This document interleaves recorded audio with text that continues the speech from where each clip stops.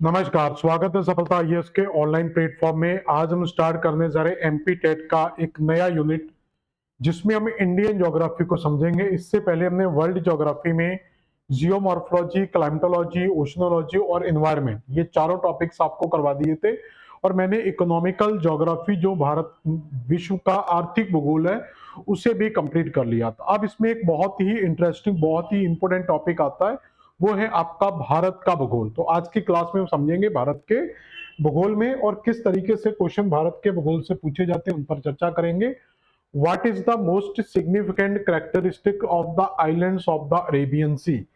तो simple question है आपका कि अरेबियन सी के अंदर जो आपको आइलैंड्स मिलते हैं, उन आइलैंड्स का सबसे इंपॉर्टेंट कैरेक्टरिस्टिक्स क्या मिलता है। All are of a coral region, all of the very small in size, there is the climate is very dense, they are the extension of the mainland। तो यहाँ पर जो इंपॉर्टेंट आती है कि जो हम इंडिया के अंदर, देखो कैसे ये क्वेश्चन सॉल्व होगा। तो सिंपली आप याद रखना कि इंडिया में आपको दो ग्रुप्स ऑफ आइलैंड मिलते हैं। इस साइड आप जाएंगे तो आपको अरेबियन सी मिलेगा, इस साइड बेटा जाते हैं तो बे ऑफ बंगाल मिलता है। इस बे ऑफ बंगाल में जो ग्रुप्स ऑफ आइलैंड यहाँ पर हमें मिलता है, ये जो ग्रुप्स ऑफ आइलैंड मिलता है, इसको कहा जाता है अंडमान एंड निकोबार। तो इसको क्या कहा जाएगा बेटा, अंडमान एंड निकोबार। और इसे कहा जाएगा, यहां पर जो ग्रुप्स ऑफ आइलैंड आपको मिलेंगे, इसको कहा जाता है, ये ग्रुप्स ऑफ आइलैंड को कहा जाता है लक्षद्वीप समूह। क्लियर हो गया। तो दो ग्रुप्स में डिवाइड होता है। अरेबियन सी में जो पार्ट लोकेटेड है उसको लक्षद्वीप कहेंगे, और बे ऑफ बंगाल में जो पार्ट लोकेटेड है उसको बे ऑफ बंगाल में हम किसके नाम से जानते हैं, अंडमान निकोबार। अब ये जो अंडमान निकोबार है, इसको मैं यहाँ पर भी दिखा रहा हूँ कि जो अंडमान निकोबार है, जो हिमालय का स्ट्रक्चर है, और इसी हिमालय स्ट्रक्चर का ये एक साउथवर्ड एक्सटेंशन है। इसका मतलब ये क्या है, एक हिमालयन स्ट्रक्चर का पार्ट है। इसका मतलब ये एक टाइप का रॉकी स्ट्रक्चर वाला पार्ट है, यानी कि इसमें रॉक से ज्यादा मिलती है।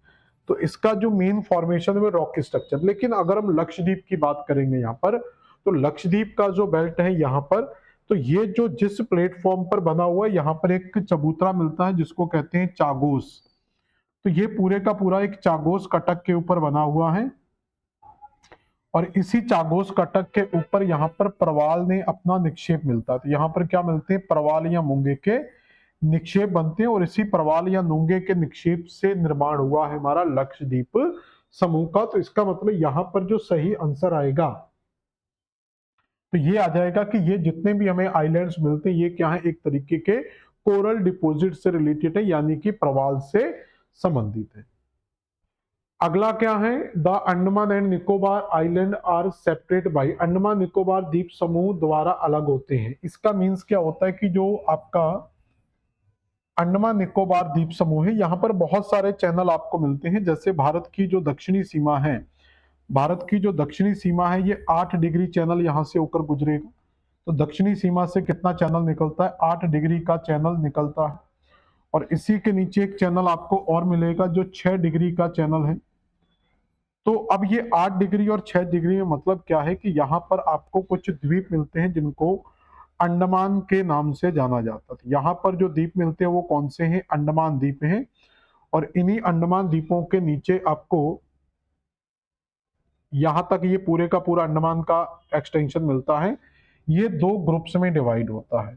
कुछ पार्ट जो हैं जिनको अंडमान के नाम से हम जानते हैं, तो कुछ पार्ट बेटा आपके किसके हैं, अंडमान के हैं। और नीचे वाले जो कुछ पार्ट हैं वो आपके निकोबार के हैं। यानी कि ये दो पार्ट्स में डिवाइड होता है, groups island of Andaman and groups island of Nicobar. तो ये कहाँ से विभाजित होता है, तो अंडमान निकोबार के द्वीपों और निकोबार के द्वीपों के बीच में एक चैनल गुजरता है जिसको हम कहते हैं बेटा 10 डिग्री चैनल। तो 10 डिग्री चैनल आपको यहाँ पर याद रखना है कि 10 डिग्री का जो चैनल है, ये चैनल अंडमान को निकोबार से विभाजित करता है। तो अंडमान निकोबार को कौन विभाजित करता है, 8 डिग्री का चैनल डिवाइड करता है। क्लियर हो गया। इसी तरीके से यहाँ पर आपको लक्षद्वीप समूह मिल जाते हैं। तो लक्षद्वीप भी कई छोटे छोटे द्वीपों में बटा हुआ है। तो लक्षद्वीप के दो समूह आपको मिलते हैं। एक जो ऊपर वाला समूह है उसको कावरत्ती के नाम से पढ़ते हैं, नीचे वाला जो समूह है उसको मिनिकॉय के नाम से जाना जाता है। तो कावारत्ती और मिनिकॉय के बीच में जो आता है वो आपका बेटा 9 डिग्री का चैनल आता है। कितने डिग्री का चैनल आएगा? 9 डिग्री का चैनल जो कावारत्ती और मिनिकॉय के बीच में स्थित है। 8 डिग्री का जो चैनल यहाँ पर मिलेगा, ये आपका यहाँ पर एक देश मिलता है जिसको कहते हैं मालदीव। तो ये आपका 8 डिग्री चैनल क्या करेगा? मालदीव से विभाजित कर देगा। तो अभी मेनली आपको 10 डिग्री चैनल यहाँ पर मेनली टारगेट करना है। तो 10 डिग्री चैनल अंडमान और निकोबार के बीच में मिलता है। क्लियर हो गया? तो 8 डिग्री चैनल तो ये कहां पर मिलेगा? तो अंडमान निकोबार के बीच में क्या मिलेगा आपको? 10 डिग्री का चैनल मिल जाएगा। अगला बेटा क्वेश्चन क्या? म्यांमार की अंतरराष्ट्रीय सीमा के साथ लगे हुए भारत के राज्यों का सही क्रम क्या है? तो म्यांमार की अगर हम बात करेंगे तो इंडिया के मैप में अगर आप देखोगे तो ये आपका नॉर्थ ईस्ट का बेल्ट आपको यहां पर मिल जाएगा। तो इसी नॉर्थ ईस्ट के इस साइड जाते हैं तो यहां पर आपको म्यांमार देश मिल जाता है। यहीं पर क्या मिलेगा आपको? म्यांमार की पोजीशन मिलेगी। अब इस म्यांमार से कौन कौन से राज्य भारत के टच करते हैं तो वो आपको सीक्वेंस से यहां से मिल जाएंगे। जैसे पहला जो देश होगा यहाँ पर, सॉरी राज्य होगा, वो अरुणाचल प्रदेश मिल जाएगा। अरुणाचल प्रदेश के नीचे ही आपको बेटा नागालैंड मिल जाएगा। नागालैंड के नीचे ही आपका मणिपुर है, ठीक है, और इसी के नीचे ही आपको मिजोरम मिल जाता है। तो अरुणाचल प्रदेश, नागालैंड, मिजोरम, ये 4 राज्य हैं जो म्यांमार की सीमा को स्पर्श करेंगे। तो ऑप्शन में देखते हैं कि ये ऑप्शन कहां पर दिए हुए हैं। यहाँ पर देखेंगे अरुणाचल प्रदेश, नागालैंड, मणिपुर, मिजोरम, पहला ही ऑप्शन हमारा सही हो जाएगा। अरुणाचल प्रदेश, नागालैंड, मणिपुर और मिजोरम। बाकी के ऑप्शन क्यों गलत है? क्योंकि त्रिपुरा यहाँ पर टच नहीं करता है, ठीक है। इसमें असम दिया है, असम टच नहीं करता, तो ये स्टेटमेंट इसलिए गलत हो रहा है। यहां पर फिर से त्रिपुरा दिया है तो ये स्टेटमेंट गलत है। तो पहला आंसर आपका बेटा बिल्कुल सही होगा। तो इसका सही आंसर क्या आ जाएगा? ए आंसर इसका बिल्कुल सही आंसर होगा। अगला बेटा क्वेश्चन क्या है? तो ये आपका अरुणाचल प्रदेश है। यहाँ पर मैप भी देखो दिया हुआ है, बहुत अच्छा। तो ये आपकी म्यांमार की सीमा मिलेगी। इसमें आपको जो देश मिलेंगे वो आपको इस क्रम में मिल जाएंगे। यहाँ पर जाएंगे तो अरुणाचल प्रदेश वाला बेल्ट मिल जाएगा। अरुणाचल प्रदेश के नीचे नागालैंड है, नागालैंड के नीचे आपका मणिपुर है, और मणिपुर के नीचे आपको बेटा मिजोरम मिलता है। तो ये 4 राज्य म्यांमार की सीमा के साथ आपको मिल जाएंगे। अगला है भारत देश का उत्तर दक्षिण विस्तार तथा पूर्व पश्चिम का विस्तार कितना है? तो जब भारत के उत्तर से दक्षिण के विस्तार की हम बात करते हैं, जब भारत से उत्तर के दक्षिण के विस्तार की बात करते हैं तो दक्षिण का जो विस्तार है वो आपका 8 डिग्री चैनल पर है, और उत्तर का विस्तार है वो लगभग 37 डिग्री, यानी कि ये लद्दाख में पड़ेगा। तो भारत लद्दाख से लेकर तमिलनाडु के कन्याकुमारी तक स्थित है। तो लद्दाख से लेकर कन्याकुमारी तक आपको बेल्ट मिलता है, और ये टोटल जो लंबाई मिलती है वो 3214 किलोमीटर मिलती है। तो 3214 किलोमीटर भारत के उत्तर से दक्षिण की दूरी मिलती है। जबकि हम पूर्व से पश्चिम में अगर हम जाते हैं तो पूर्व से पश्चिम में इधर जो डिग्री मिलेगी वो 68 डिग्री मिलेगी। इधर जो डिग्री मिलेगी वो 97 डिग्री 25 चैनल मिलेगा, जो अरुणाचल प्रदेश में स्थित होगा, और ये आपका गुजरात स्टेट में स्थित होगा। क्लियर हो गया? और ये जो दूरी है बेटा, ये आपकी जो दूरी है ये 2933 किलोमीटर की दूरी है। यानी कि भारत की उत्तर से दक्षिण की दूरी 3214 किलोमीटर है, और पूर्व से पश्चिम की जो दूरी है वो 2933 किलोमीटर है। तो 3214 किलोमीटर और 2933 किलोमीटर, यानी कि बी ऑप्शन हमारे पास बिल्कुल सही हो जाएगा। यहां पर एक चीज और आती है कि भारत का जो उत्तर से दक्षिण का विस्तार है वो 8 डिग्री से लेकर 37 डिग्री 6 चैनल कुछ आता है। तो अगर इसको मोटा मोटा 38 मान लिया जाए तो उत्तर से दक्षिण के विस्तार में अगर आप जाएंगे तो उत्तर से दक्षिण के विस्तार, अगर इसको 8 डिग्री से लेकर 38 डिग्री मोटा मोटा माना जाए तो लगभग 38 अक्षांशों का अंतर आता है। और उसी अगर तरीके से अगर देशांतर देखा जाए तो ये जो देशांतर है वो लगभग आपका 68 डिग्री से स्टार्ट होता है, 98 के बीच में अगर इसको मान लिया जाए, 97 है तो 98 कर लिया जाए तो ये लगभग आपका 30 का डिफरेंस आता है। तो इस पॉइंट का मतलब क्या है कि भारत का जो अक्षांशीय विस्तार है भारत का अक्षांशीय विस्तार और जो देशांतरीय विस्तार है वो लगभग क्या है? बराबर है। तो यद्यपि भारत का अक्षांशीय और देशांतरी विस्तार है, इसके बावजूद भी अक्षांशीय दूरी और देशांतरी दूरी, क्योंकि ये जो डिस्टेंस आता है अक्षांश और देशांतर में वो लगभग 111 किलोमीटर का होता है। प्रत्येक अक्षांश के बीच में भी 111 किलोमीटर होता है, देशांतर के बीच में भी 11 किलोमीटर का होता है। तो इस हिसाब से दोनों क्या है, बराबर होनी चाहिए। ये भी आपका 111 किलोमीटर के हिसाब से होगा, ये भी आपका 111 किलोमीटर के हिसाब से होगा। लेकिन ये दूरी आपकी निकल कर आ रही 3214 किलोमीटर, ये दूरी निकल कर आती 2933 किलोमीटर। तो कमेंट बॉक्स में आप इसका आंसर बताएंगे। मैं क्वेश्चन बोल रहा हूं, आप कमेंट में इसका आंसर देंगे कि यद्यपि भारत का अक्षांशीय और देशांतरी विस्तार बराबर है, फिर भी उत्तर दक्षिण की दूरी ज्यादा और पूर्व पश्चिम की दूरी कम क्यों है। तो इसका रीजन क्या है, तो आप लोग कमेंट में बताएंगे इसका आंसर क्या है। और नहीं पता हो तो मुझसे पूछेंगे कमेंट में कि सर इसका आंसर बता दीजिए।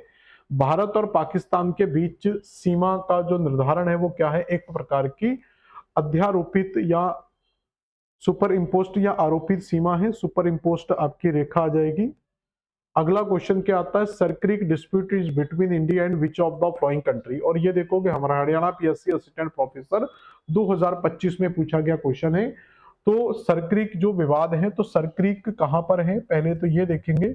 और उससे पहले ये समझ लिया जाए कि ये सरक्रीक क्या होता है। अगर इससे पहले ये समझ लिया जाए कि क्रीक क्या होता है, तो क्रीक याद रखेंगे कि अगर कोई स्ट्रक्चर आपका लैंड का ऐसे करके बना हुआ है और ये लैंड बिल्कुल अंदर की तरफ ऐसे चला जाता है और ऐसे करके लैंड बनता है, और यहाँ पर अगर आपका पानी भरा हुआ है, इसमें आपका मान लो ये पानी भरा हुआ है और ये इस तरीके के उबड़ो पानी ये अंदर तक गराया हुआ है, तो ये तो आपका क्षेत्र हो जाएगा साइड में खाड़ी का। तो जो बड़ा क्षेत्र है वो तो हम खाड़ी में काउंट कर लेंगे, लेकिन ये जो दरार टाइप की अंदर चली जाती है इसी को क्रीक कहते हैं। क्या बोलते हैं, क्रीक के नाम से। यानी कि खाड़ी एक सकरा भाग होता है, खाड़ी से भी सकरा भाग जो होगा वो क्या कहलाएगा, आपका क्रीक के नाम से जाना जाएगा। तो ऐसी ही यहाँ पर ये जो गुजरात का तट है, यहाँ पर कुछ ऐसे क्रीक मिलती हैं बहुत सारी, जैसे एक सर क्रीक आपको मिलती है सबसे ऊपर, इसी के नीचे कोरी क्रीक मिलती है। ये 3-4 क्रीक मिलती हैं, सर क्रीक, कोरी क्रीक और गोंडी क्रीक। तो ये 3 क्रीक आपकी गुजरात में मिलती है और एक क्रीक आपको महाराष्ट्र के अंदर मिलती है जिसको कहते हैं थाने क्रीक।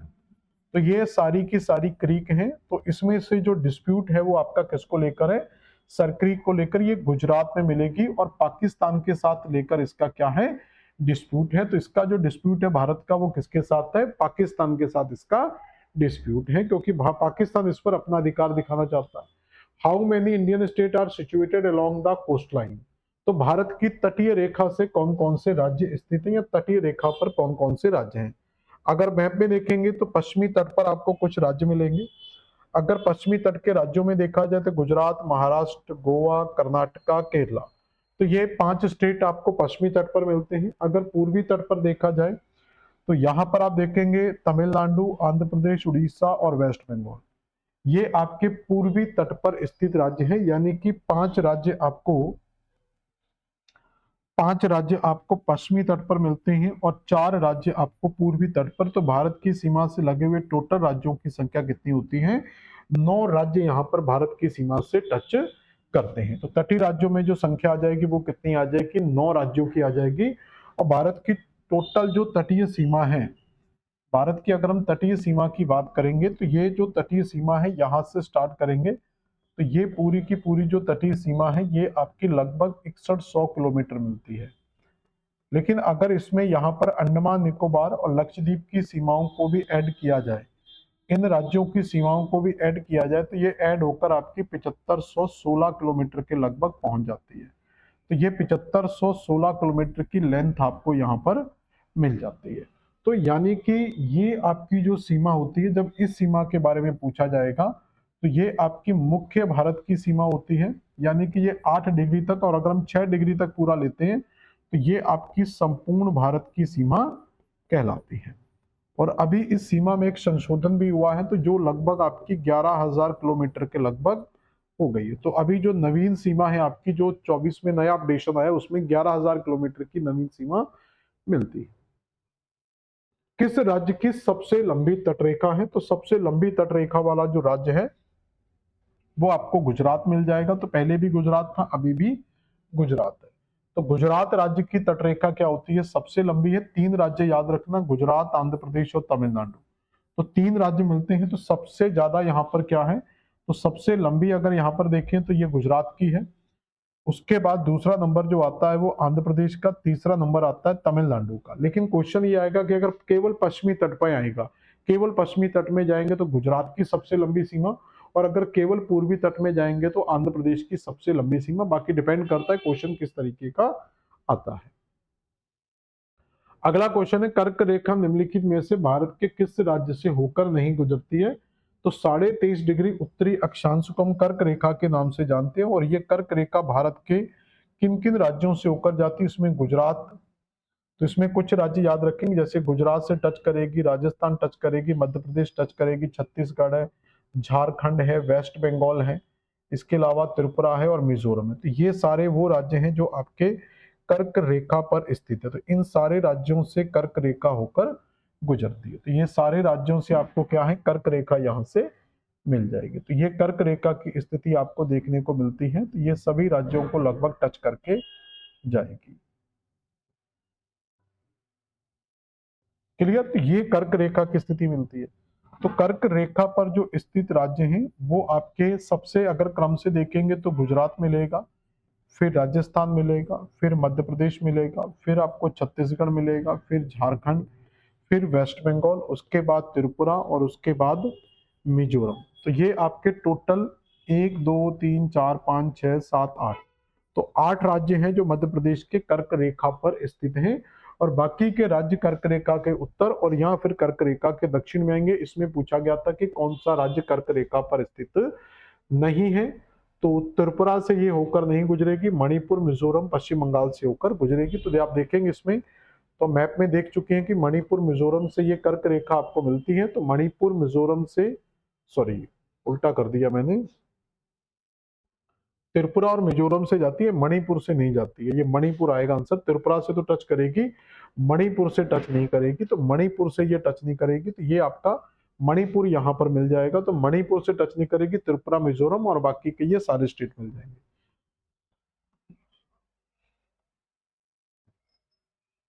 ये क्वेश्चन हो गया। अगला क्वेश्चन क्या है, भारत का उत्तर दक्षिण का विस्तार। तो ये अभी हम क्वेश्चन कर चुके थे कि 3214 किलोमीटर का है, और पूर्व से पश्चिम का जो विस्तार है वो 2933 किलोमीटर का मिलता। तो ये एक सिंपल क्वेश्चन था। क्लियर हो गया?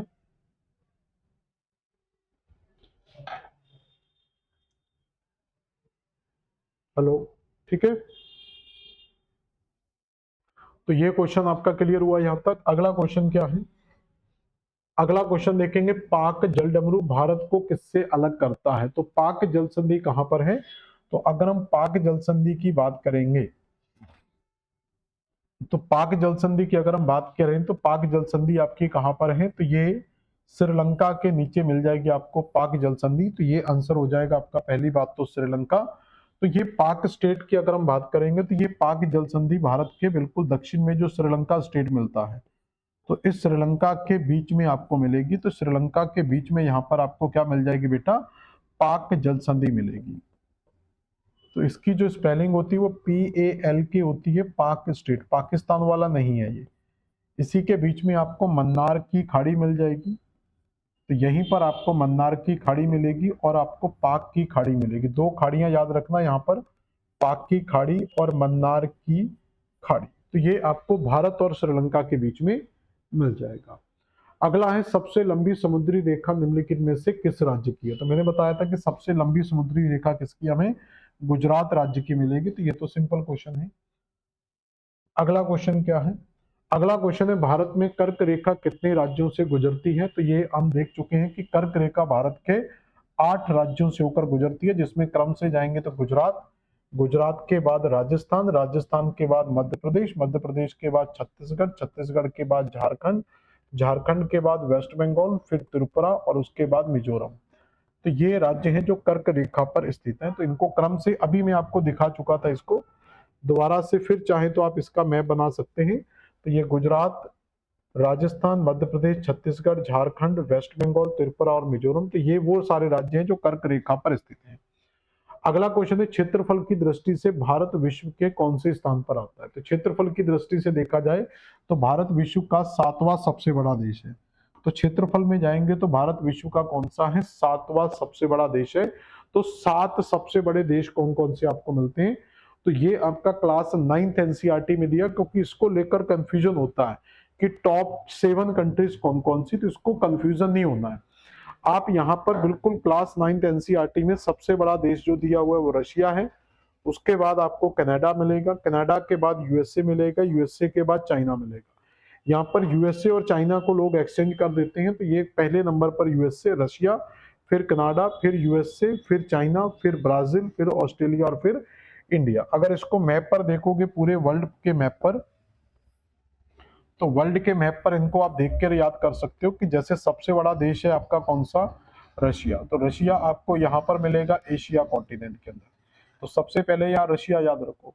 रशिया के बाद देखेंगे जो दूसरा सबसे बड़ा देश हमने देखा, तो रशिया के बाद कौन मिल रहा है, कनाडा और यूएसए। इसी रशिया के इधर जाएंगे तो आपको यहाँ पर कनाडा मिलेगा, और कनाडा के नीचे ही जाएंगे तो आपको यूएसए मिल जाएगा। तो रशिया, कनाडा, यूएसए। अब देखो यूएसए के बाद क्या आ रहा है, चाइना और ब्राजील। चाइना इसी रशिया के नीचे जाएंगे तो आपको चाइना मिल जाएगा, तो यहाँ पर चाइना, और चाइना के इधर जाएंगे तो यहाँ पर आपको ब्राजील मिल जाएगा, तो ये आपका ब्राजील हो गया। और ब्राजील के बाद यहाँ जाएंगे तो यहाँ पर ऑस्ट्रेलिया मिल जाएगा, और बीच में जाएंगे तो यहाँ पर हमारा प्यारा भारत मिल जाएगा। तो ये 7वें नंबर पर आ जाएगा। तो इसमें सबसे बड़ा देश हो गया रशिया, रशिया से इस तरफ जाना है, दूसरा मिल जाएगा कनाडा, कनाडा से फिर नीचे आना है तो तीसरा देश मिलेगा, इससे इधर जाना है तो चाइना, चाइना से फिर इधर जाएंगे तो ब्राजील 5th नंबर पर, और ब्राजील से फिर इधर जाएंगे तो 6 नंबर पर ये, और लास्ट में 7 नंबर पर इंडिया।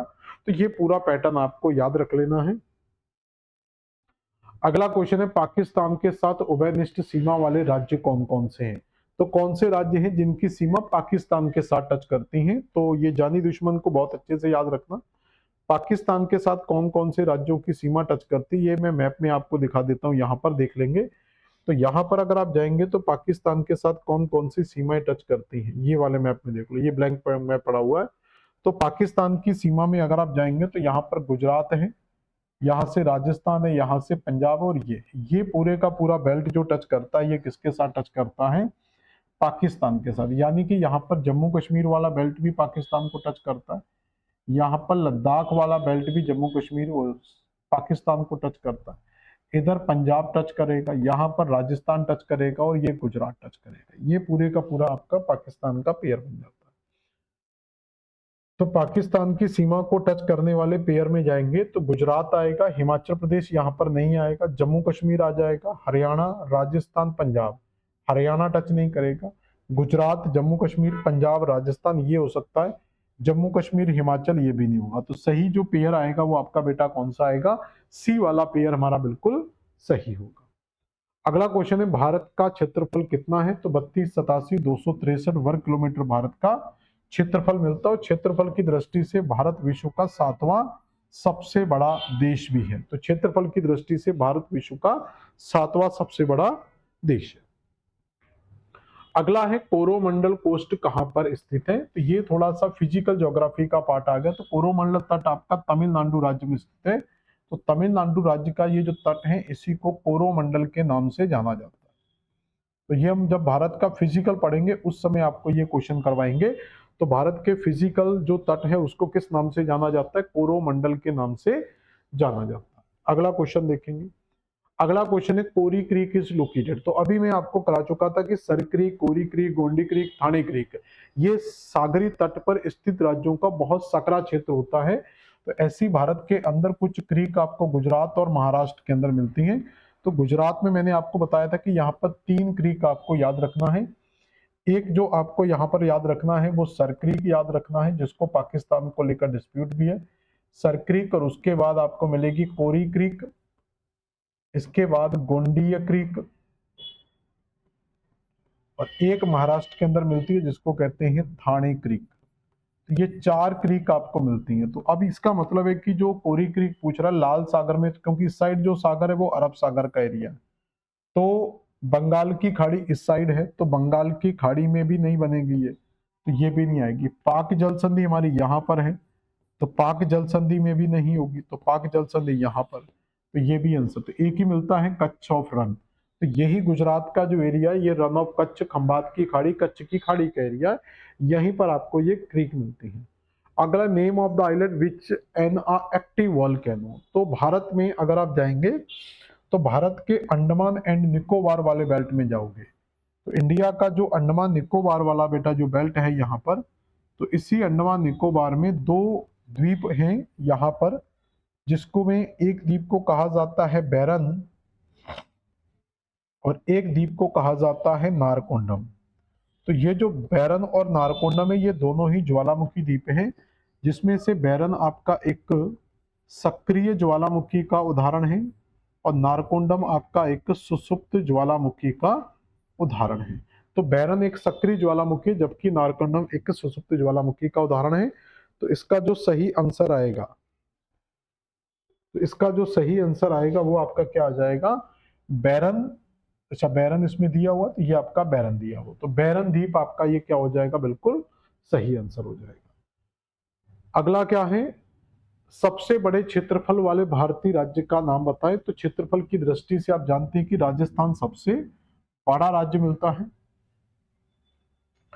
दिसंबर 2004 में भारत में जो सुनामी आई थी, कौन सा भारत का भाग है जो पानी के अंदर डूब गया था? तो भारत की दक्षिणी सीमा पर, यहाँ पर तो एक भारत का दक्षिणी बिंदु मिलता है जो आपको 8 डिग्री चैनल पर मिलता है, जिसको इस पॉइंट को हम कहते हैं कन्याकुमारी। तो इस पॉइंट को बेटा क्या कहा जाता है, कन्याकुमारी। तो ये कन्याकुमारी का पॉइंट मिलेगा। ऐसे ही जो हम अंडमान निकोबार में जाते हैं, तो अंडमान निकोबार द्वीप समूह की स्थिति आपकी यहाँ पर मिलती है। तो अंडमान निकोबार का जो क्षेत्र है वो 6 डिग्री पर चला जाता है। कितने डिग्री पर चला जाता है? 6 डिग्री नॉर्थ चैनल पर जाएगा। तो 6 डिग्री के पास में ये जो द्वीप टच कर रहा है, इसी का सबसे जो दक्षिणी बिंदु है, तो इसी दक्षिणी बिंदु को हम क्या बोलते हैं, इंदिरा पॉइंट के नाम से जाना जाता है। और इसी इंदिरा पॉइंट को यहाँ पर पिग्मेलियन पॉइंट के नाम से भी जाना जाता है। तो ये पूरी तरीके से, क्योंकि ये बहुत नीचा क्षेत्र है, तो जब सुनामी आई थी 2004 की, तो ये वाला बेल्ट क्या था, पानी में डूब चुका था। अगला है, the Indian standard meridian does not passes which of the flowing state. तो भारत की अंतरराष्ट्रीय मानक सीमा, जिसे 82.5 डिग्री मानक रेखा के नाम से जाना जाता है, ये जो मानक रेखा है ये आपकी किस किस राज्य से होकर गुजरेगी? तो इसमें आपका पहला राज्य तो उत्तर प्रदेश आता है। उत्तर प्रदेश के अलावा ये थोड़ा सा मध्य प्रदेश को टच करती है। मध्य प्रदेश के अलावा ये छत्तीसगढ़ को टच करेगी। छत्तीसगढ़ के अलावा इसकी अगर हम सीमा देखेंगे तो आंध्र प्रदेश में भी जाएगी। तो ये आपका आंध्र प्रदेश को भी टच करेगी। उड़ीसा को, एक मिनट, तो ये उड़ीसा को टच करेगा और उड़ीसा के बाद ये आंध्र प्रदेश को थोड़ा सा टच करके नीचे चली जाएगी। तो इस तरीके से ये पूरी की पूरी सीमा मिलेगी। और इसमें अगर हम इस रेखा की अगर हम बात कर लें, भारतीय मानक रेखा की, तो ये भारतीय मानक रेखा आपको इस तरीके से मिलेगी। ये पूरे का पूरा इसका बेल्ट मिलेगा, क्लियर। तो ये एमपी के मतलब बॉर्डर को क्रॉस करते हुए यहां से निकलेगी, ये पूरी लाइन मिलेगी। तो ये जो लाइन है ये भारत की 82.5 डिग्री की रेखा कहलाती है। इसको क्या बोलेंगे हम, 82.5 डिग्री, 82.5 डिग्री, 82.5 डिग्री पूर्वी देशांतर। और यही देशांतर से क्या होता है, भारत का समय का मापन किया जाता है। और ये समय इलाहाबाद के जो प्रयागराज है, नैनी के पास में मिर्जापुर वाली जो जगह है, यहां से पूरे विश्व का, सॉरी पूरे भारत का टाइम क्या होता है, डिसाइड किया जाता है। वर्ल्ड लेवल पर जो टाइम डिसाइड होता है वो एक 0 डिग्री देशांतर है, जिसको ग्रीनविच के नाम से जाना जाता है। तो पूरे वर्ल्ड का जो टाइम है वो ग्रीनविच 0 डिग्री से डिसाइड होता है। अब ये ग्रीनविच की अगर हम रेखा की बात करें, मान लो कि ये आपका 0 डिग्री है ग्रीनविच।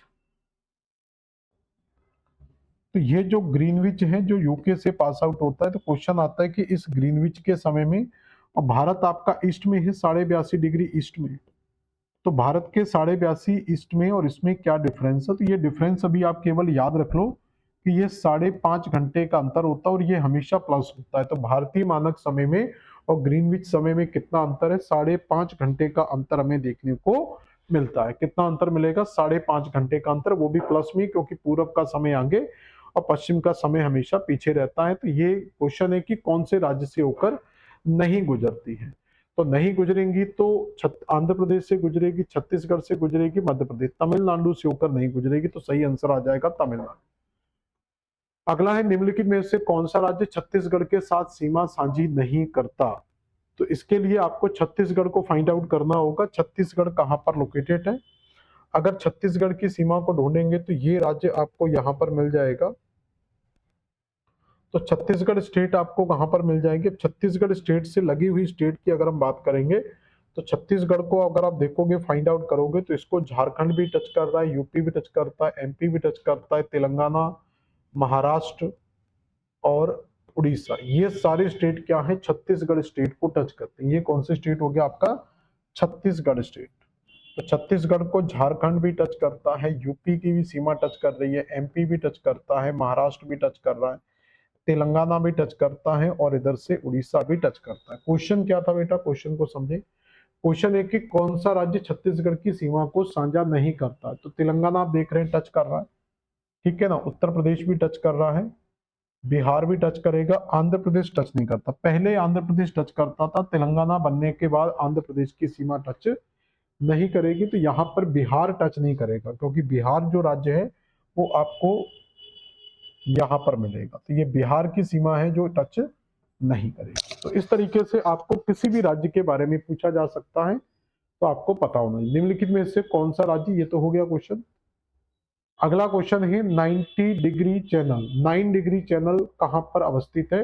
ये 9 डिग्री चैनल जो हमने अभी बताया था, ये कावरत्ती और मिनिकॉय के बीच में स्थित है। तो भारत में अंडमान निकोबार के ये 3 चैनल आपको याद रखने होते हैं हमेशा। एक आपका जो है वो 8 डिग्री का चैनल, इसके ऊपर एक आपको 9 डिग्री का चैनल और एक इस साइड आपका 10 डिग्री का चैनल।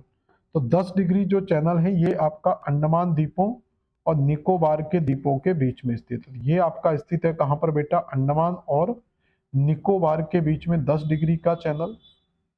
और यहाँ पर जो मिलता है वो आपको 2 द्वीप मिलते हैं। ये बहुत सारे द्वीप है, मैंने सिर्फ आपको बताए हैं सिंपल। तो ये कावरत्ती और इसके नीचे क्या मिलता है आपको? मिनिकॉय। तो कावरत्ती और मिनिकॉय के बीच में जो मिलता है वो 9 डिग्री का चैनल मिलता है। और 8 डिग्री के नीचे आपको एक देश मिल जाता है मालदीव। तो मालदीव के बीच में जो मिलता है वो 8 डिग्री का चैनल आपको मिलता है। तो कावरत्ती और मिनिकॉय सही आंसर हो जाएगा। भारत में किस सबसे बड़ी नदी द्वीप कौन सा है? तो भारत में जो सबसे बड़ा द्वीप मिलता है वो माजुली द्वीप है, जो किस नदी पर स्थित है? ब्रह्मपुत्र नदी पर स्थित है। ये ब्रह्मपुत्र नदी पर असम राज्य में स्थित है, जो विश्व का सबसे असम राज्य में स्थित है, जो विश्व का सबसे बड़ा नदी द्वीप माना जाता है। तो विश्व का सबसे बड़ा नदी द्वीप कौन सा हो जाएगा आपका? तो सबसे बड़े नदी द्वीप की बात करेंगे तो वो माजुली भारत का सबसे बड़ा नदी द्वीप हो जाएगा। क्लियर हुआ यहां तक? अगला बेटा क्वेश्चन क्या है? यदि भारत अपनी वर्तमान स्थिति से 200 किलोमीटर दक्षिण में स्थित होता तो निम्नलिखित में से कौन सा एक मुख्य लक्षण होता? यानी कि भारत वर्तमान स्थिति से 200 डिग्री दक्षिण का मतलब ये हुआ कि भारत आज आपका यहाँ पर है और भारत से जो लैटिट्यूड निकलता है वो लगभग आपका 8 डिग्री का लैटिट्यूड निकलता है, या फिर 6 डिग्री कह सकते हैं कि भारत का जो 6 डिग्री का लैटिट्यूड मिलता है। और इसी के नीचे आपकी कौन सी रेखा है? 0 डिग्री रेखा है, यानी कि भूमध्य रेखा मिलती है। तो अगर भारत को 200 किलोमीटर नीचे लेकर आती हो तो लगभग 200 किलोमीटर नीचे का मतलब हो गया कि ये समथिंग 2 डिग्री और नीचे चला जाएगा, यानी कि 2 लैटिट्यूड और नीचे चला जाएगा। तो ये 6 की जगह कहां पर आ जाएगा? तो ये 4 डिग्री पर आ जाएगा। तो भारत यहां से शिफ्ट होकर कितने डिग्री नीचे जाएगा? 2 डिग्री, क्योंकि 1 डिग्री खिसकने का मतलब होता है लगभग आपको 100 किलोमीटर, 111 किलोमीटर खिसकते हैं। तो लगभग 2 डिग्री नीचे, यानी कि भूमध्य रेखा के पास भारत की निकटता क्या हो जाएगी? बढ़ जाएगी। तो उष्ण कटिबंधीय मरुस्थल तो ये तो नहीं होगा क्योंकि भारत ऑलरेडी उष्ण कटिबंधीय क्षेत्र में है। उष्ण कटिबंधीय सदाबहार वन, उष्णकटिबंधीय घास के मैदान, उष्ण कटिबंधीय अर्ध, तो ये अर्ध भी नहीं आएगा। तो ये उष्ण कटिबंधीय सदाबहार वनों के, क्योंकि विषुवत रेखीय क्षेत्रों में जो वन पाए जाते हैं इस क्षेत्र में वो आपके एवरग्रीन फॉरेस्ट पाए जाते हैं। तो सदाबहार वनों से भारत की निकटता क्या हो जाएगी? और ज्यादा बढ़ जाएगी। अगला है भारत का संघीय क्षेत्र, जिसके 3 राज्यों में परिक्षेत्र हैं। तो ये आपको एक ही देश मिलेगा, राज्य मिलेगा, वो है पांडिचेरी। भारत के पूरे संघीय राज्यों की अगर हम बात करें तो भारत के पूरे यूनियन टेरिटरी केंद्र शासित प्रदेशों की बात करेंगे तो एक तो केंद्र शासित प्रदेश यहाँ पर आपको मिल जाता है लद्दाख, और लद्दाख के नीचे ही दूसरा केंद्र शासित प्रदेश मिल जाता है जम्मू एंड कश्मीर। तो ये 2 यूनियन टेरिटरी हैं जो सबसे नई यूनियन टेरिटरी शामिल की गई थी जम्मू कश्मीर को विभाजित करके। इसके अलावा यहाँ पर एक जगह मिलती है और इसके अलावा ऊपर और भी यूनियन टेरिटरीज मिलती है। तो एक तो आपका ये हो गया, दूसरा ये हो गया। जम्मू कश्मीर के नीचे ही जाते हैं तो आपको दिल्ली यूनियन टेरिटरी मिल जाएगा और इसके बगल में ही आपको चंडीगढ़ मिल जाएगा। तो ये 4 आपकी यूनियन टेरिटरी ऊपर ही मिल जाती हैं। तो लद्दाख, जम्मू कश्मीर, चंडीगढ़ एंड दिल्ली, तो ये 4 आपके यहाँ मिलते हैं। इसमें जो एक जगह मिलती है इसको कहते हैं दीव, और यहाँ पर एक जगह मिलती है जिसको कहते हैं दमन। तो दमन द्वीप एक केंद्रशासित प्रदेश था, लेकिन फिर इसको दादर नागर हवेली जो क्षेत्र है, तो यहाँ पर दादर नगर हवेली क्षेत्र के साथ मर्ज करके, तो ये पूरे का पूरा क्या कर दिया गया, एक यूनियन टेरिटरी सिस्टम बना दिया गया, जिसका नाम रखा गया दमन दीव एंड दादर नागर हवेली। तो ये एक यूनियन टेरिटरी बन गई आपकी, एक यूनियन टेरिटरी यहाँ पर हो गई। इसके अलावा तो कितनी हो गई, 4 यूनियन टेरिटरी। पांचवी आपकी ये हो जाती है, छठवीं जो यूनियन टेरिटरी है वो यहाँ पर कई छोटे छोटे द्वीपों के रूप में मिलेगी, जिसको कहते हैं हम लक्षद्वीप समूह। तो यहाँ पर आपका लक्षद्वीप समूह मिल जाएगा, जो भारत की छठवीं यूनियन टेरिटरी हो जाएगी। और इस साइड जो द्वीपों का पूरा समूह मिलता है, इस समूह की बात करें तो यहाँ पर आपको मिल जाएगा अंडमान निकोबार, अंडमान एंड निकोबार। तो ये अंडमान निकोबार की अगर हम बात करेंगे तो ये भारत का 7वां यूनियन टेरिटरी मिल जाएगा। अब एक यूनियन टेरिटरी मिलती है जो यहाँ पर आपको मिलती है, जिसको पुदुचेरी के नाम से जाना जाता है। तो पुदुचेरी या पौंडीचेरी, यहाँ पर आपको एक 8वीं यूनियन टेरिटरी मिल जाती है। तो जो क्वेश्चन है वो आपका इसी पौंडीचेरी से है। तो अब पौंडीचेरी केंद्र शासित प्रदेश का जो विस्तार है वो 3-4 जगह फैला हुआ, 3 राज्यों में फैला हुआ है। वो 3 राज्य कौन कौन से आपके, तो पांडिचेरी केंद्र शासित प्रदेश में अगर आप देखेंगे तो एक राज्य आपका यहाँ पर माहे मिल रहा है। माहे के सेम लैटिट्यूड पर आपको पुदुचेरी मिलेगा। पुदुचेरी से ऊपर जाएंगे तो यहाँ पर यनम मिलेगा, यनम के नीचे जाएंगे तो कराईकल मिलेगा। यानी कि पूरे का पूरा जो भारत का पश्चिमी और पूर्वी तट का क्षेत्र देखेंगे तो यहाँ पर आपको इसके कई पार्ट मिलते हैं। जैसे आंध्र प्रदेश के अंदर जो क्षेत्र मिलता है उसको यनम के नाम से जाना जाता है, तो ये आंध्र प्रदेश में मिलेगा। इसके बाद जो तमिलनाडु स्टेट है, तो तमिलनाडु के अंदर इसका एक क्षेत्र मिलता है जिसका ओरिजिनल नाम ही पुदुचेरी है। अब पुदुचेरी के नीचे एक और मिलता है जिसको कराईकल के नाम से या कराईकल के नाम से पढ़ते हैं। और पुदुचेरी के सामने ही केरल के अंदर आपको एक क्षेत्र मिल जाता है जिसको कहते हैं माहे। तो इस तरीके से केंद्र शासित प्रदेश का जो विस्तार है वो आपका ये केरल में मिलेगा। तो एक स्टेट हो गई केरल, दूसरी तमिलनाडु और तीसरी आंध्र प्रदेश। और क्षेत्र देखेंगे 4 आपको मिलते हैं। तो पुडुचेरी केंद्र शासित प्रदेश का विस्तार 4 राज्यों में है, और सॉरी 3 राज्यों में 4 क्षेत्रों में, जिसमें से एक राज्य आपका आंध्र प्रदेश में, 2 राज्य आपके, 2 क्षेत्र आपके तमिलनाडु में और एक क्षेत्र आपका केरल में। और पश्चिमी तट पर कौन सा है, माहे है, और बाकी तीनों के तीनों क्रम से याद रखना, उत्तर से दक्षिण के क्रम में पूर्वी तट पर स्थित है। निम्नलिखित में से कौन भारत के सबसे दक्षिणी स्थान को इंगित करता है। तो देखो 1-2 पॉइंट यहाँ पर आते हैं। तो भारत के दक्षिण के बिंदु जो वो 2 हैं। एक बिंदु वो है जो आपका लगभग 8 डिग्री पर स्थित है, तो जो 8 डिग्री पर स्थित है, और एक बिंदु वो है जो आपका 6 डिग्री पर स्थित है। तो 6 डिग्री पर जो स्थित है वो अंडमान निकोबार का क्षेत्र है, जिसको हम इंदिरा पॉइंट के नाम से जानते हैं। तो एक तो भारत का जो पॉइंट है वो इंदिरा पॉइंट है, और एक यहां पर मिलता है जो कन्याकुमारी है। तो भारत के 2 दक्षिणी पॉइंट मिले, इंदिरा पॉइंट और कन्याकुमारी। अब पूछ रहा है कि विच of the flowing indicate the southern most point of India. तो सदर्न मोस्ट पॉइंट आ रहा है, तो इसमें इंदिरा पॉइंट भी दिया हुआ है, कन्याकुमारी भी दिया हुआ है, दोनों पॉइंट दिए हुए। तो अगर ये केवल एक देता तो आसान था। तो ये सदर्न पॉइंट होगा, सदर्न का मतलब दक्षिण का बिंदु, और दक्षिणतम बिंदु तो सदर्न मोस्ट दिया हुआ है, तो फिर हम इसको किसमें लगाएंगे, इंदिरा पॉइंट, जिसको पिग्मेलियन पॉइंट भी कहते हैं। तो ऑप्शन दोनों दिए हुए हैं, लेकिन इंदिरा पॉइंट हम यहाँ पर आंसर लगाएंगे, क्योंकि जो सदर्न मोस्ट है, सबसे नीचे है, तो वो आपका इंदिरा पॉइंट है, जिसको पिग्मेलियन पॉइंट भी कहते हैं। महाबलेश्वर किस राज्य में स्थित है, तो महाबलेश्वर आपका महाराष्ट्र राज्य में स्थित है। तो अगर महाराष्ट्र स्टेट के अंदर जाएंगे तो ये एक धार्मिक स्थल भी और एक पर्वतीय क्षेत्र भी है। तो पश्चिमी घाट पर यहाँ पर कुछ पीक्स मिलती हैं, 3 पीक यहाँ पर याद रखना महाराष्ट्र के अंदर। एक पीक को कहा जाता है सालेर, एक पीक को कहा जाता है कलसुबाई, तो सालेर, कलसुबाई, और एक मिलती है आपकी महाबलेश्वर। तो ये 3 पीक आपको यहाँ पर देखने को मिलती हैं, सालेर, कलसुबाई और महाबलेश्वर। और ये तीनों उत्तर से दक्षिण के क्रम में है, और तीनों की तीनों महाराष्ट्र स्टेट के अंदर मिलती हैं। अगला क्वेश्चन है, मेघमोहन रेखा निम्नलिखित में से किन 2 देशों को अलग करती है। तो मेघमोहन रेखा किसके बीच में, तो ये भारत और चाइना के बीच में है, और ये अरुणाचल प्रदेश वाले बेल्ट के अंदर मिलती है। यानी कि ये जो रेखा है ये भारत में पूरे में नहीं मिलेगी, तो जो नॉर्थ ईस्ट में अरुणाचल प्रदेश वाला बेल्ट है, तो इसी अरुणाचल प्रदेश में भारत और चीन के बीच में जो सीमांकन है वो किसका है? एमसी माहोन, जिसको हम मेक मोहन बोल देते हैं, रियल नाम है इसका एमसी माहोन। अगला है भारत की भू सीमा तथा जल सीमा को मिलाकर कुल लंबाई कितनी है? तो अगर हम भारत की भू सीमा और स्थल सीमा की बात करेंगे तो जल की जो सीमा है तो जो हमारी वो 7516 किलोमीटर थी, कुल जलीय सीमा, स्थल जलीय सीमा।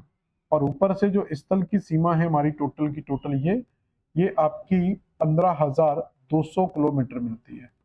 तो भारत की स्थली की सीमा जो है वो 15,200 किलोमीटर भारत की क्या हो गई? स्थल की सीमा है।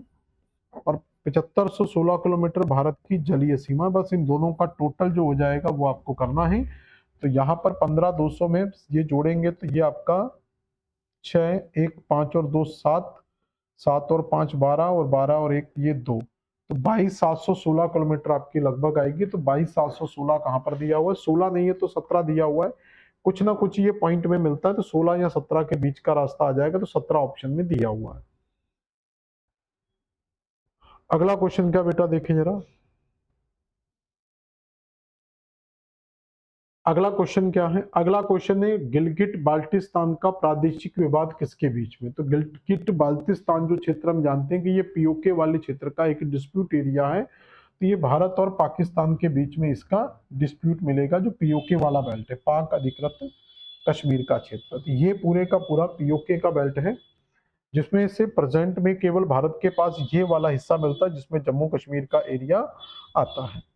इसमें अधिकांश क्षेत्र देखेंगे कि जो लद्दाख, जो पीओके और ये लद्दाख वाला बेल्ट आता है।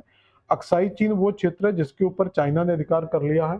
पीओके ये ग्रीन वाला वो बेल्ट है जिसके ऊपर पाकिस्तान ने अधिकार किया हुआ है।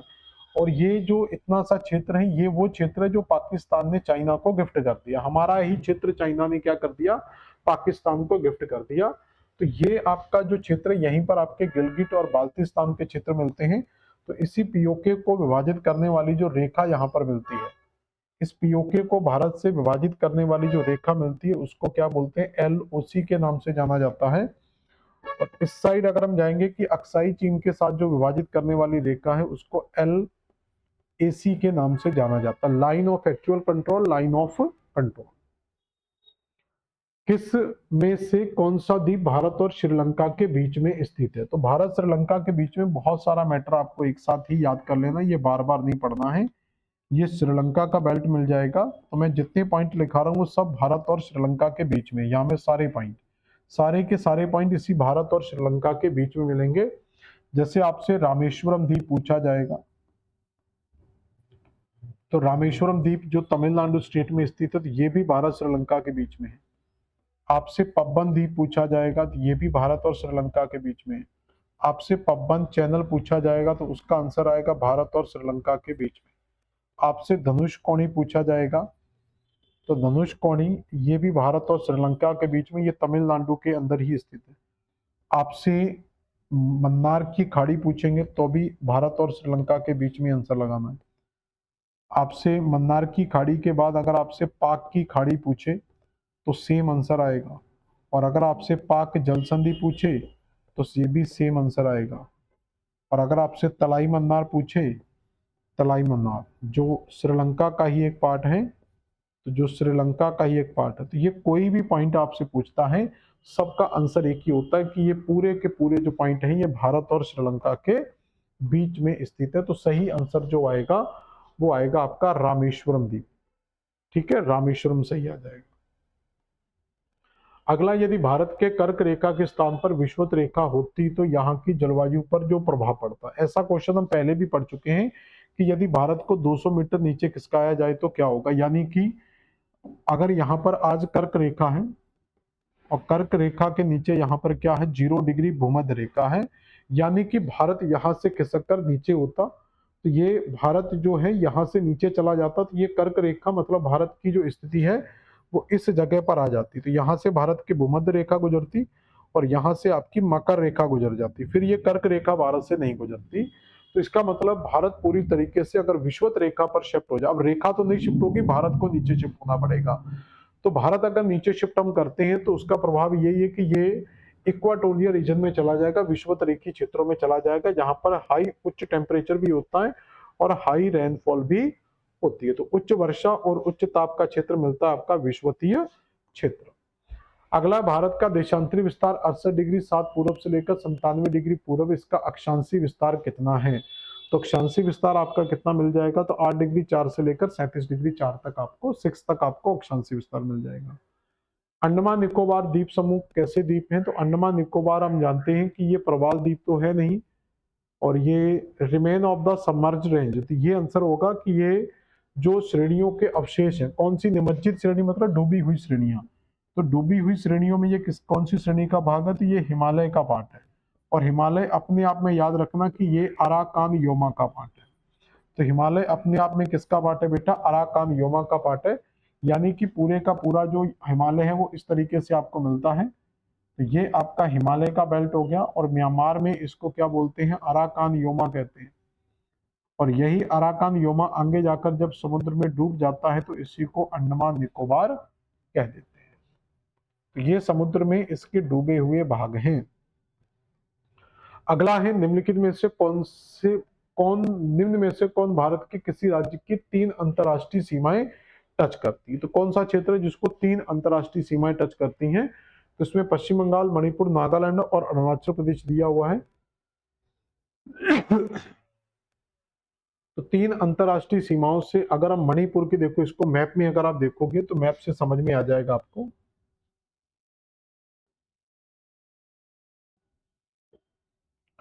तो यहां पर अगर हम देखेंगे तो नागालैंड आपका यहां पर स्थित है। तो नागालैंड की सीमा यहां पर स्थित है। तो नागालैंड केवल आपका म्यांमार को टच करता है, तो नागालैंड तो नहीं लगाना है। अरुणाचल प्रदेश आपको यहां पर मिलेगा। तो अरुणाचल प्रदेश की सीमा म्यांमार को तो टच कर ही रही है। म्यांमार के साथ साथ ये आपका अरुणाचल प्रदेश की सीमा म्यांमार के साथ साथ आपकी चाइना को भी टच करती है। ठीक है, तो ये म्यांमार को भी टच कर रहा है, चाइना को भी टच करता है। और उसके बाद मणिपुर की अगर हम बात करेंगे तो अरुणाचल प्रदेश नागालैंड के नीचे ही मणिपुर मिलता है, तो मणिपुर भी केवल म्यांमार को ही टच करता है। तो ये आंसर नहीं आएगा। वेस्ट बंगाल की अगर हम बात करेंगे तो यहाँ पर आपको वेस्ट बंगाल का पूरा बेल्ट मिलता है। ये पूरा का पूरा वेस्ट बंगाल है। तो वेस्ट बंगाल बांग्लादेश से टच कर रहा है। वेस्ट बंगाल इधर आपका भूटान से टच कर जाता है, और इधर आपका नेपाल से भी टच कर जाता है। तो अंतरराष्ट्रीय किस राज्य की 3 अंतरराष्ट्रीय सीमा है? तो इसका एक में मैप अगर आपको मिल जाए ना, यहाँ पर अगर हम मैप देखते हैं, अगर मैप मिल जाए तो उससे आपको मैं क्लियर कट समझा सकता हूँ। देखते हैं, एक मैप पीछे जाके ले लेते हैं। देखो इसी मैप को ले लेते हैं, ये ज्यादा भरा हुआ है।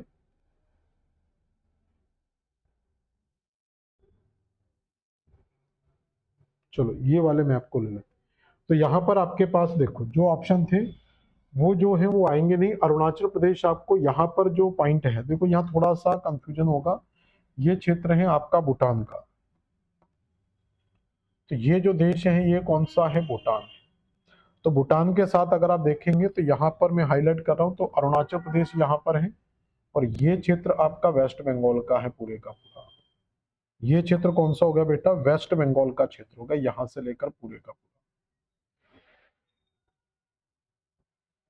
अब देखेंगे कि यहाँ पर जो अरुणाचल प्रदेश है, तो अरुणाचल प्रदेश की सीमा म्यांमार को टच करती है। अरुणाचल प्रदेश की सीमा चीन को भी टच करती है, और अरुणाचल प्रदेश भूटान को भी टच करता है। वेस्ट बंगाल की सीमा की देखेंगे तो ये बांग्लादेश को भी टच करता है। अरुणाचल प्रदेश यहाँ से भूटान को भी टच कर रहा है, और इधर आपका नेपाल को भी टच कर रहा है। तो ये दोनों ही राज्य ऐसे हैं जो 3 देशों की सीमाओं को टच करते हैं। तो इसके बाद एक राज्य और ऐसा है जो 3 देशों की सीमाओं को टच करता है, वो यहाँ पर आपको मिल जाता है सिक्किम। तो ये सिक्किम वाला बेल्ट भी ऐसा है जो नेपाल भूटान को तो टच करता ही करता है। तो ये नेपाल भूटान को तो टच करता है, ऊपर चाइना को भी टच कर जाता है। तो ये भी 3 देशों की सीमा को टच करने वाला राज्य है। तो अब ऑप्शन में क्या दिया था, अगर हम ऑप्शन के अकॉर्डिंग चीजों को करें, अगर ऑप्शन के अकॉर्डिंग अगर आप जाएंगे तो यहाँ पर आपका ऑप्शन दिया हुआ था, क्योंकि ये कहाँ चला गया?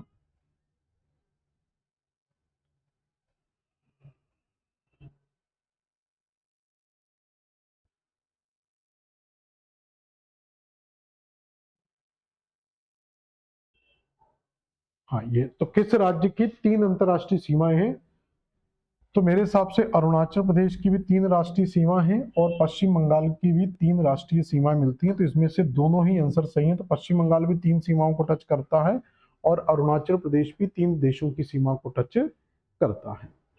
अगला है लंबी सीमांत रेखा किसकी है? तो भारत के 7 जो पड़ोसी देश हैं उस पड़ोसियों में आपको जो सबसे लंबा है, वो एक ट्रिक याद रख लेना, काफी फेमस ट्रिक है ये, कई बार यूज की जाती है कई लोगों के द्वारा, बचपन एमबीए करके ये एक बहुत प्यारी ट्रिक लगती है मुझे याद करने के लिए। तो ये कम से ज्यादा की ओर आपको याद करवा देगा। जैसे सबसे ज्यादा सीमा भारत की जो है वो बांग्लादेश के साथ लगती है, उसके बाद दूसरा स्थान आपका चीन का आ जाता है, चीन के बाद अगला स्थान आपका पाकिस्तान का आ जाता है, फिर आप नेपाल याद रखेंगे, नेपाल के बाद आपका म्यांमार आ जाएगा, म्यांमार के बाद आपका भूटान आ जाएगा और सबसे कम आपका अफगानिस्तान है। तो बचपन एमबीए से ये पूरी चीजें आपको याद हो जाती हैं। तो यहाँ पर सीमा टच करने वाला देश कौन सा हो जाएगा? बांग्लादेश यहाँ पर आ जाएगा। अगला क्वेश्चन है, डूरंड रेखा किन 2 देशों को, पहले ये भारत और पाकिस्तान के बीच में थी, अब पाकिस्तान और अफगानिस्तान के बीच में है, तो अभी आप इसको भारत और अफगानिस्तान लगा सकते हैं क्योंकि और कोई ऑप्शन नहीं है। निम्नलिखित राज्यों में किसकी सबसे लंबी तट रेखा है? तो लंबी तट रेखा में 3 राज्य मिलते हैं, गुजरात, आंध्र प्रदेश और तमिलनाडु। अब गुजरात तो यहाँ पर ऑप्शन में नहीं है, तो उसके बाद आंध्र प्रदेश आप लगा सकते हैं। तो दूसरा राज्य कौन सा आ जाएगा? गुजरात के बाद आंध्र प्रदेश सही आंसर हो जाएगा। अगला है, भारत की मुख्य भूमि का अधिकतम दक्षिणी विस्तार है। तो मुख्य भूमि की अगर हम बात करेंगे तो अगर हम यहां तक लेकर जाते हैं, अगर आप इस पॉइंट तक जा रहे हो तो ये 8 डिग्री, और अगर आप द्वीपों को ऐड कर रहे हो यहाँ पर तो ये आपका 6 डिग्री तक जाता है। तो यहाँ पर अगर ये देखो मुख्य भूमि अगर हम 8 डिग्री तक लेते हैं, अगर हम 8 डिग्री तक लेते हैं तो ये आपका मुख्य भूमि का विस्तार होगा, और अगर आप 6 डिग्री से लेते हैं तो ये आपका संपूर्ण भूमि का विस्तार होगा। तो यहाँ पर 8 डिग्री 4 मिनट तक आप ले सकते हैं, तो ये आपका 8 डिग्री 4 मिनट सही आंसर हो जाएगा। तो इसमें जो सही आंसर हो जाएगा वो बी हो जाएगा, 8 डिग्री 4 मिनट उत्तरी अक्षांश तक भारत का अधिकतम मुख्य भूमि का विस्तार होता है। भारत के आर्थिक क्षेत्र की सीमा कितनी दूरी तक है? Exclusive economical zone. ये क्या होता है? तो इसको समझ लें कि ये एक नॉटिकल मील क्षेत्र होता है। जैसे भारत की मुख्य भूमि से अगर हम जाते हैं इस तरीके से समुद्र की ओर, तो ये याद रख लेना कि 200 नॉटिकल मील तक, कितने मील तक? 200 नॉटिकल मील। तो इस पॉइंट से लेकर अगर आप स्टार्ट करोगे तो इस पॉइंट से इस पॉइंट तक जाते हैं, तो 200 नॉटिकल मील तक भारत को समुद्री अधिकार प्राप्त है। ये आपका जो 200 नॉटिकल मील तक का क्षेत्र है इसको स्पेशल या एक्सक्लूसिव इकोनॉमिकल जोन कहा जाता है। इसके बाद स्टार्ट होता है वो हाई सी का बेल्ट होता है, यानी कि उच्च सागर का बेल्ट स्टार्ट होता है, जिस पर सभी देशों को लगभग समान जैसे अधिकार मिलते हैं। क्लियर? इसके बाद इसमें 2 क्षेत्र आपको और ऐड करने हैं। तो एक आपका जो क्षेत्र होता है वो आपका 12 नॉटिकल मील तक का आता है, और एक क्षेत्र आता है आपका वो आपको 24 नॉटिकल मील तक याद रखना आता है। ये 24 नॉटिकल मील तक, तो 3 भागों में डिवाइड करते हैं। तो एक प्रभाव होता है जो 12 नॉटिकल मील, फिर 12 से 14, 24 और 24 से फिर आपका 200। देखो अगर आपको यहाँ देखेंगे तो ये जो 200 नॉटिकल मील है ये यहाँ नॉर्मली काउंट हम यहाँ से करते हैं, लेकिन एरिया आपके पास केवल ये बचता है। तो 200 में से 24 माइनस करेंगे तो ये आपका स्पेशल एरिया आपको यहाँ पर मिल जाएगा। तो ये आपका आंसर लगा लें इसमें। तो भारत का जो क्षेत्र है वो 200 नॉटिकल मील तक आपको मिल जाता है। अगला क्वेश्चन है, किस महासागर में डियागो गार्सिया नाम का द्वीप है? तो डियागो गार्सिया के कुछ द्वीपों पर यूएसए का और कुछ भाग पर आपका यूके का अधिकार है। तो ये इंडियन ओशियन में लोकेटेड है। डियागो गार्सिया यूके और यूएसए के अंडर में आता है। हिंद महासागर में सबसे बड़ा द्वीप कौन सा है? तो हिंद महासागर के अगर द्वीपों की बात करेंगे तो हिंद महासागर की सीमा इधर आप जानते हैं कि ये इस तरीके से अफ्रीका कॉन्टिनेंट से भी टच करती है, इधर अफ्रीका टच कर जाता है, इधर आप जाते हैं तो बाद में इधर ऑस्ट्रेलिया भी टच करता है। तो यहाँ पर अगर हम द्वीपों की बात करेंगे तो अफ्रीका के इस साइड एक बहुत बड़ा द्वीप मिलता है जिसको कहा जाता है मेडागास्कर। एक बहुत बड़ा द्वीप समूह मिलेगा जिसको मेडागास्कर के नाम से जाना जाता है। इंडोनेशिया के अंदर एक द्वीप मिलेगा जिसको सुमात्रा के नाम से जाना जाता है। लक्षद्वीप हम जानते हैं कि भारत के इस तरफ आपको लक्षद्वीप मिल जाएगा। मालदीव भारत के जस्ट नीचे है। तो इन द्वीपों में सबसे बड़ा जो द्वीप मिलेगा वो आपको मेडागास्कर मिलेगा, जो अफ्रीका कॉन्टिनेंट का देश है, लेकिन स्थिति उसकी हिंद महासागर के अंदर ही मिलती है, भले ही वो अफ्रीका का देश है। तो ये इस तरीके के आपके थे भारत का पहला टॉपिक, जिसमें हमने भारत का एक जर्नल इंट्रोडक्शन, सामान्य जानकारी से जुड़े हुए सिंपल सिंपल जो क्वेश्चन थे वो मैंने आपको सारे कंप्लीट करा दिए हैं, और सारे के सारे क्वेश्चन कहीं ना कहीं प्रीवियस ईयर में पूछे गए। ठीक है, तो आज हम इस टॉपिक को समाप्त करेंगे, और अगला जो टॉपिक आएगा वो भारत का फिजिकल स्ट्रक्चर आएगा, जिसको हम दो पार्ट में डिवाइड करेंगे। एक क्लास के अंदर हम पूरा हिमालय सेक्शन कंप्लीट करेंगे, और एक क्लास के अंदर हम पूरे का पूरा पेनिनसुलर स्ट्रक्चर को कंप्लीट कर लेंगे। ठीक है, तो आज की क्लास यहीं समाप्त करेंगे, मिलेंगे नेक्स्ट क्लास में। धन्यवाद।